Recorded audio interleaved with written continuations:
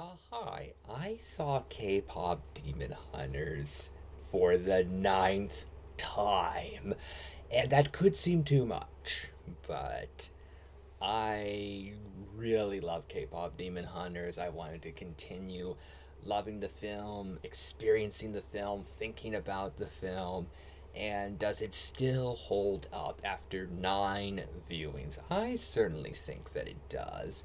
And I still feel like I'm picking up on stuff, noticing new things, like in the background, and having new things to think about. So I think that's wonderful. Like something I've been thinking about is, of course, the members of Huntrix want to stop the boy band so they can save their fans from the evil demon guy. That makes perfect sense. But it's also kind of interesting thing to think about how much of it is that, and also how much of it is they don't want to be upstaged too badly and lose the love of the fans. Like I feel like a lot of it is for good, selfless, heroic reasons of wanting to save people from the demons. I think that's the primary motivation. I don't think there's too much ambiguity about that, but I feel like there is a mischievous side and how excited and passionate the members of Huntrix get about getting rid of the demons.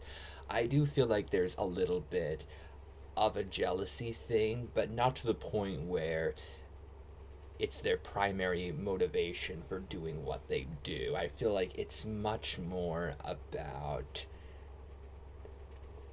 being heroes, and I feel like the main thing, and in fact, I feel like basically like 100% sure the main thing is being heroes, saving others from the evil demon guy, because they are good, heroic characters.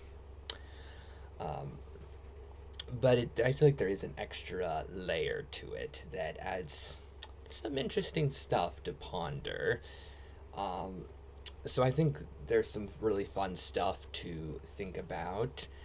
Um, and it is fun where Bobby seems to just think that, the members of Huntrix just want to upstage the boy band, don't want to become irrelevant. And it is amusing where he doesn't know about the demon stuff. Uh,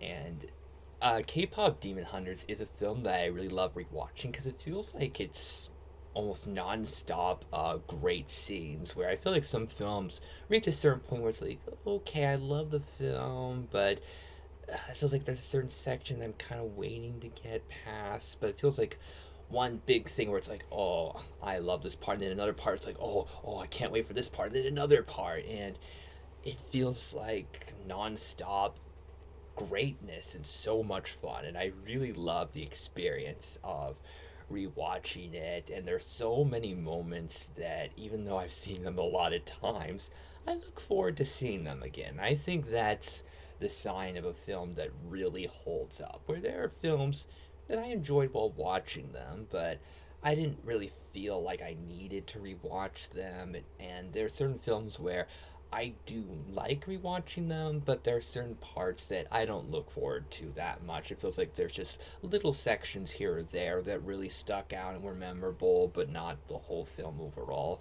Where I feel like K-Pop Demon Hunters has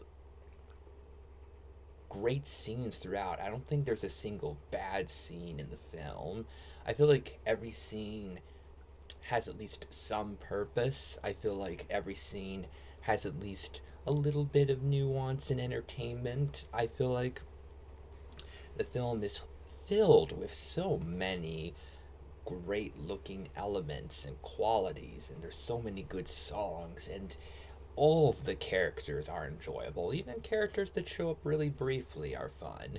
There's not a character that is bad, that gets in the way, that hurts the film. Uh, I feel like at worst, there are characters that I think should have been in the film a little more. I feel like that especially applies to Celine, but I feel like that's the only nitpick in terms of the characters. And I feel like sequels, spin offs, whatever comes later from the K pop Demon Hunter franchise could really give lots of great stuff to characters that could have used a little more screen time. So I think the K pop Demon Hunters holds up fantastically well on a ninth viewing.